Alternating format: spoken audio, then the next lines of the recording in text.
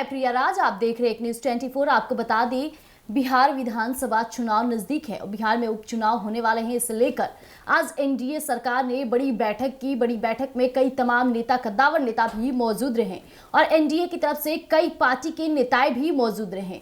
लेकिन सबसे बड़ी बात हो जाती है कि आखिरकार इस मीटिंग और इस बैठक की सबसे बड़ी खास वजह क्या रही। इन वजहों को लेकर बिहार के मुख्यमंत्री नीतीश कुमार सबसे ज्यादा सक्रिय दिखे और ना सिर्फ नीतीश कुमार बल्कि कहा जाए तो उनके पार्टी के तमाम नेताओं के ऐसे भी बयान आए जो काफी चौंकाने वाले और हैरान करने वाले थे। मैं बात करती हूं बिहार के मुख्यमंत्री नीतीश कुमार का क्या कुछ कहना था आज मीटिंग के दौरान जो बैठक हुई है। आगामी विधानसभा चुनाव को मद्देनजर रखते हुए, आगामी उपचुनाव को मद्देनजर रखते हुए बिहार के मुख्यमंत्री चाहते हैं कि इस बार एनडीए पार्टी पूरी दमखम के साथ मैदानी चुनाव में उतरे और यही कारण रहा कि मुख्यमंत्री नीतीश कुमार ने सभी एनडीए में शामिल कार्यकर्ता नेताओं को एक बड़ी चुनौती के साथ साथ बड़े पैमाने पर कार्यों को सामने रखने की बात कही। इतना ही नहीं, सबसे बड़ा मुद्दा हो जाता है बिहार के युवाओं के बारे में। मुख्यमंत्री नीतीश कुमार चाहते हैं कि इस बार हर एक पार्टी जिस तरह से युवाओं के अंदर जोश भरने का कार्य करती है, बिहार के मुख्यमंत्री नीतीश कुमार अब युवाओं को अपने कार्यों से रूबरू कराना चाहते हैं, वाकिफ कराना चाहते हैं।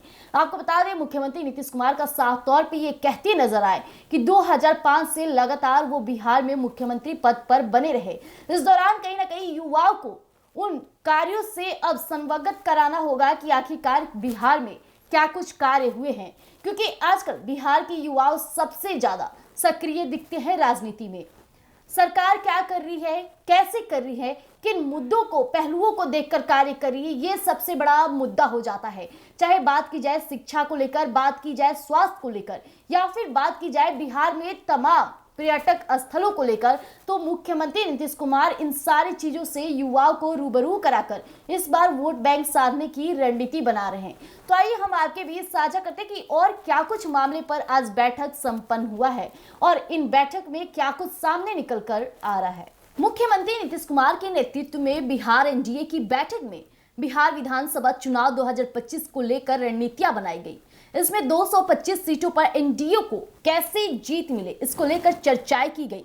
इस दौरान सीएम नीतीश कुमार ने एक बार फिर कहा कि वह अब एनडीए छोड़कर कहीं नहीं जाने वाले हैं। गौर कीजिएगा, मुख्यमंत्री नीतीश कुमार ने इन बातों को काफी जोर के साथ कहा है कि अब एनडीए छोड़कर वो कहीं नहीं जाने वाले हैं। उन्होंने एनडीए के एकजुट होने का आह्वान करते हुए कहा कि प्रखंड स्तर से लेकर जिला स्तर पर तालमेल बनाई जाए। सीएम नीतीश कुमार ने एक बार फिर पीएम मोदी की जमकर तारीफ करते हुए कहा कि 3 बार पीएम बन चुके हैं, अब हम चाहते हैं कि वो चौथी बार भी प्रधानमंत्री बने। जी हां, मीटिंग में नीतीश कुमार ने कहा कि 2 बार राजद के साथ जाकर मैंने गलती की और लेकिन अब मैं इस गलती को दोहराना नहीं चाहूंगा, मैं बीजेपी के साथ रहूंगा। नीतीश कुमार ने अपने पार्टी के कुछ नेताओं की ओर इशारा कर कहा कि इन्हीं लोगों के कारण मैं 2 बार गया था, बीजेपी के साथ हमारा रिश्ता 1996 से है, 2 बार गड़बड़ हुआ, अब कहीं नहीं जाने वाले। मुख्यमंत्री ने केंद्र सरकार के प्रति आभार प्रकट करते हुए कहा कि 3 बार मोदी जी देश के प्रधानमंत्री बने, अब मुख्यमंत्री चाहते हैं कि चौथी बार भी प्रधानमंत्री नरेंद्र मोदी ही बने।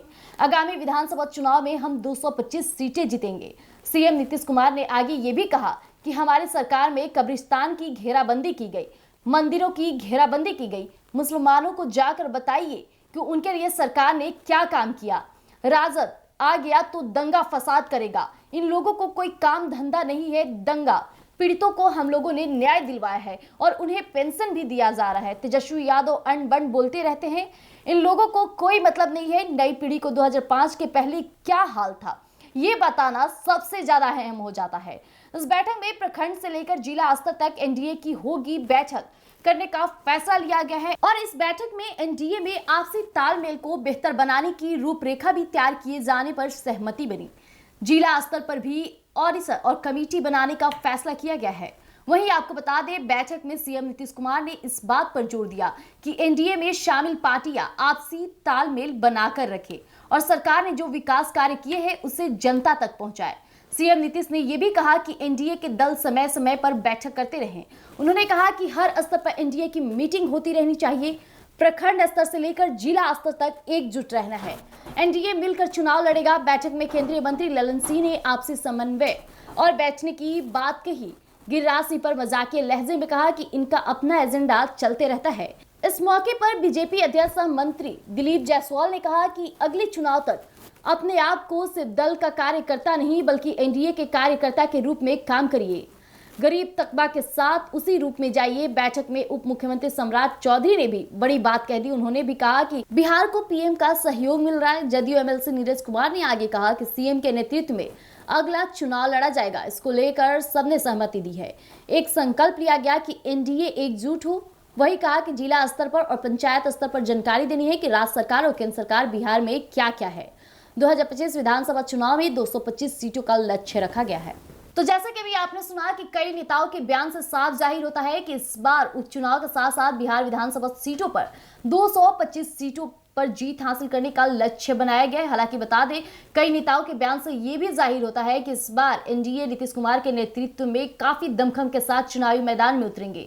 इस दौरान मुख्यमंत्री नीतीश कुमार प्रधानमंत्री को फिर से याद किया और वो चाहते हैं कि देश के प्रधानमंत्री फिर से चौथी बार प्रधानमंत्री बने। इतना ही नहीं, आपको बता दें कि 2005 से लगातार उनके किए गए कार्य को अब अवगत कराया जाए लोगों के बीच, ये सबसे बड़ी मुद्दे हो जाती है। लेकिन इसमें यह भी नहीं, राजद के कई कार्यों पर भी सीएम नीतीश कुमार की पार्टी और सीएम नीतीश कुमार खुद बोलबाला भी जारी रखे। उनका साफ तौर पे कहना था कि आए दिन राजद मुस्लिम वोटों को साधने के लिए कई ऐसे दंगा फसाद के कार्य भी करते हैं, लेकिन हमारी पार्टी वो पार्टी है जो उन्हें पेंशन मुआवजा भी कराती है।